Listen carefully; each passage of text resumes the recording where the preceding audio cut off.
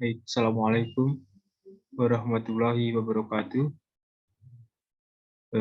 Perkenalkan, nama saya Faris Noval dari mahasiswa Unsri Prodi Penjaskes Jakabaring untuk NIM 06061082025095. Untuk memenuhi tugas mata kuliah evaluasi pembelajaran Penjas, di sini saya akan memvideokan hasil dari ujian tengah semester pada mata pelajaran evaluasi pembelajaran Penjas. Baik, mohon izin di sini saya akan men-share screen.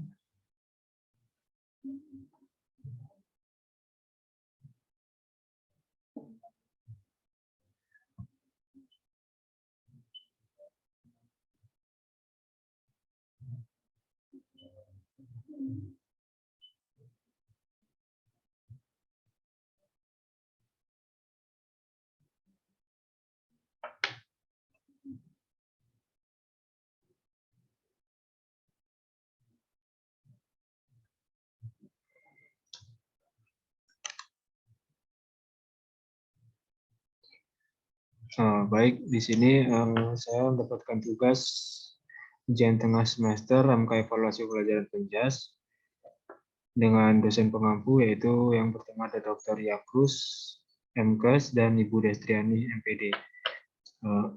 Tugas ini dibuat oleh saya sendiri, Faris Noval, yaitu dengan NIM 06061082025095. Baik, untuk persingkat waktu, kita langsung masuk ke materi. Materinya yaitu di sini ada pembahasan.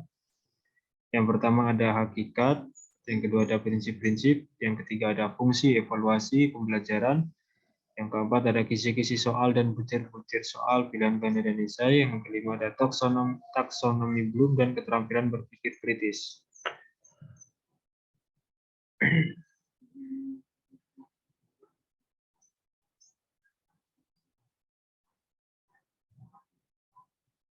Dari kelima pembahasan ini, yang pertama ini ada pembahasan tentang hakikat evaluasi pembelajaran Penjas. Evaluasi secara harafiah berasal dari bahasa Inggris atau evaluation, yang dalam bahasa Indonesia berarti penilaian, menurut ANAS tahun 2011. Yang kedua, evaluasi atau penilaian adalah pengambilan keputusan berdasarkan hasil pengukuran dan kriteria tertentu. Yaitu pendapat ini menurut Purwanto tahun 2011. Evaluasi pendidikan atau educational evaluation secara harafiah dapat diartikan sebagai penilaian dalam bidang atau pendidikan atau penilaian mengenai hal-hal yang berkaitan dengan pendidikan. Yaitu pendapat ini menurut ANAS tahun 2011.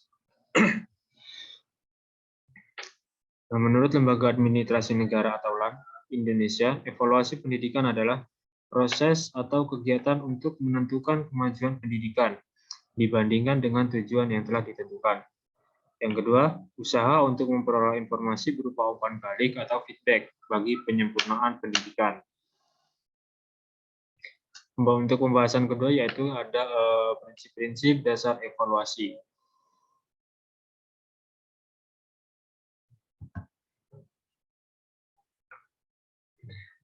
Nah, untuk prinsip evaluasi pembelajaran harus bersifat praktis, yang artinya kegiatan tersebut harus menghemat biaya, menghemat waktu, dan menghemat tenaga.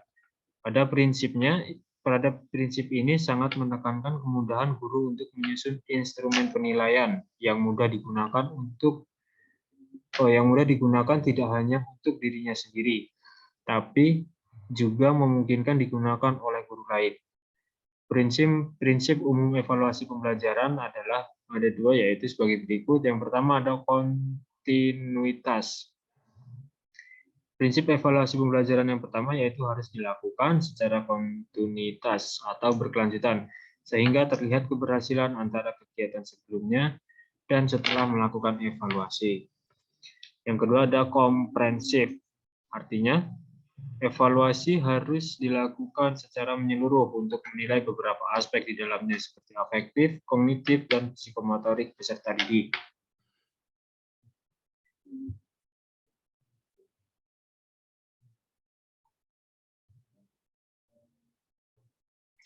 Untuk prinsip evaluasi pembelajaran harus bersifat praktis. Mohon maaf ada kesalahan. Untuk pembahasan yang ketiga yaitu ada fungsi evaluasi pembelajaran. Fungsi utama dari evaluasi pembelajaran adalah untuk mengetahui sejauh mana kemajuan, perkembangan, serta keberhasilan peserta didik setelah melaksanakan proses pembelajaran dalam jangka waktu yang ditetapkan. Selanjutnya, hasil evaluasi pembelajaran dapat difungsikan dalam perbaikan cara belajar siswa. Untuk pembahasan yang keempat yaitu di sini ada kisi-kisi soal. Di sini ada kisi-kisi penulisan soal penilaian akhir semester kelas 8. Untuk satuan pendidikan saya mengambil di SMP, mata pelajaran pendidikan, jasmani, olahraga, dan kesehatan, kurikulum acuan, kurikulum 2013. Untuk alokasi waktunya 90 menit, jumlah soalnya 40 pilihan ganda dan 5 esai. Di sini ada kompetensi dasar, ada indikator, ada materi pokok, ada soal nomor, pedoman skor, ada level kognitif, dan kunci jawaban. Untuk kompetensi dasarnya sendiri yaitu 3.1 memahami, yaitu memahami variasi gerak spesifik dalam berbagai permainan bola besar, sederhana, dan atau tradisional. Untuk indikatornya yaitu ada siswa dapat menggunakan teknik dasar permainan sepak bola. Selanjutnya siswa dapat melakukan gerakan teknik dasar permainan sepak bola. Yang ketiga, siswa dapat menggunakan teknik dasar permainan sepak bola. Yang keempat, siswa dapat menerapkan pola teknik dasar permainan sepak bola. Dan yang kelima, siswa dapat melakukan gerakan teknik dasar permainan sepak bola. Di sini ada materi pokok, yaitu materi pokoknya sepak bola. Kemudian selanjutnya ini adalah contoh dari butir-butir soal pilihan ganda. Di sini ada 3 soal. Soal yang pertama saya bacakan. Di bawah ini merupakan taktik yang digunakan untuk teknik penyerangan adalah. Di sini ada 4 pilihan ganda, yaitu A, B. Ada 5 pilihan ganda, yaitu A, B, C, D, dan E. Untuk A ini ada taktik untuk menyerang, yang B taktik mengoper bola, yang C taktik mencari ruang kosong, yang D taktik menendang bola, yang E taktik memperdaya lawan. Untuk soal yang kedua yaitu ada posisi pemain yang bertugas sebagai penyerang tengah disebut A. Center back, B. Fullback, C. Striker, D. Forward healing, E. Libero. Untuk jawabannya yaitu ada yang C, yaitu striker.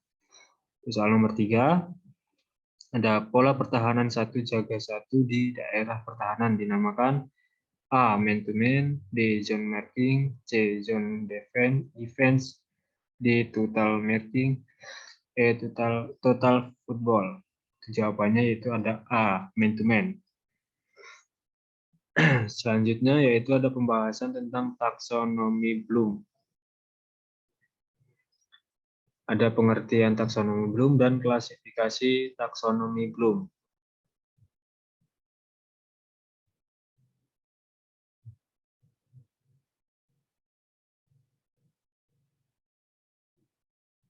Yang pertama ada pengertian taksonomi Bloom. Taksonomi Bloom adalah suatu ilmu yang mempelajari tentang klasifikasi yang dibuat berdasarkan data penelitian ilmiah mengenai berbagai hal yang dikelompokkan dalam sistematika taksonomi Bloom. Mengenai hal yang dikelompokkan dalam sistematika taksonomi Bloom ini dibuat oleh seorang psikolog bernama Benjamin Samuel Bloom pada tahun 1956 untuk tujuan pendidikan.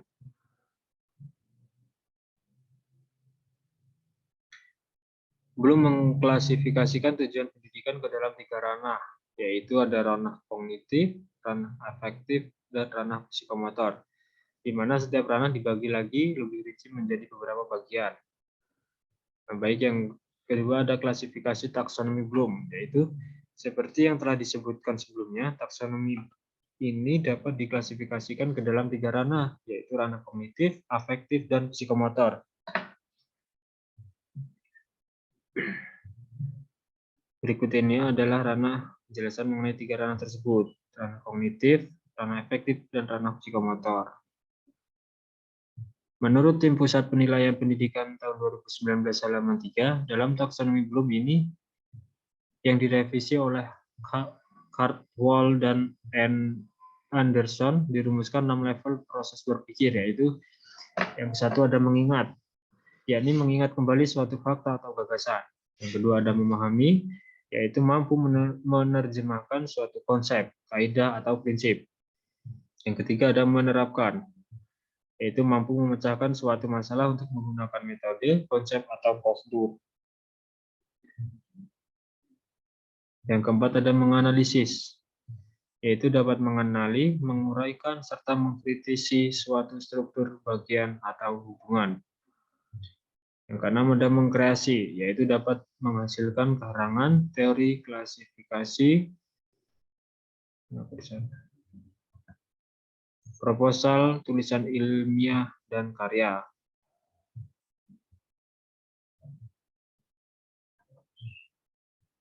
Nah, dalam revisi taksonomi Bloom ini pula, tingkat berpikir siswa dibedakan menjadi 2, yaitu berpikir tingkat rendah dan berpikir tingkat tinggi.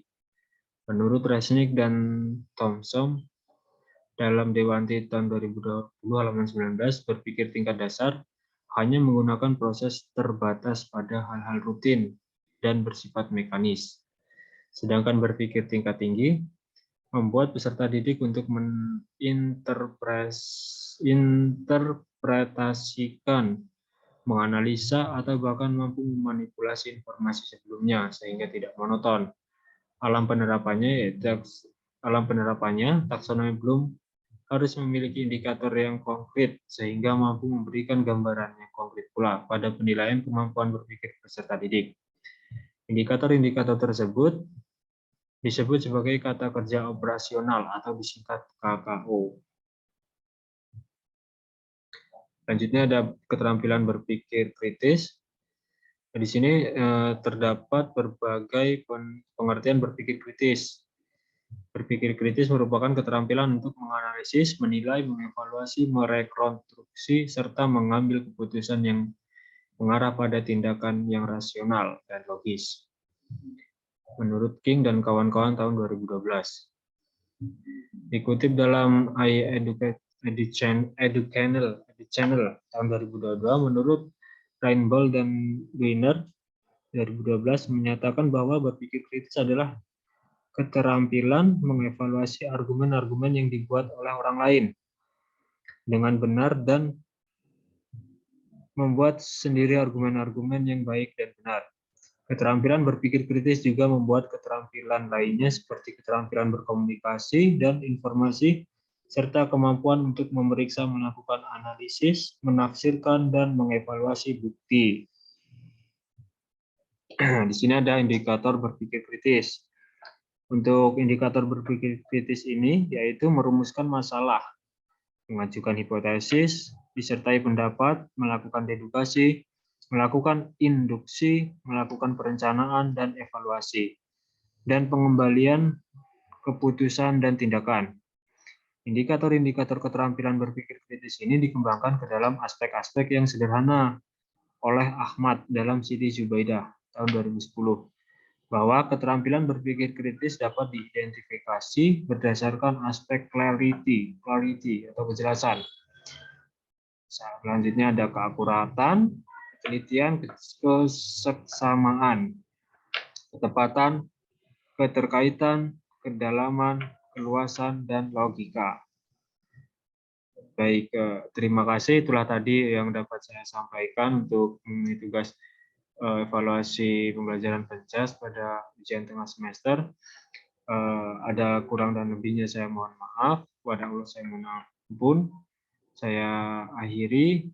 Wabillahi taufiq wal hidayah. Wassalamualaikum warahmatullahi wabarakatuh.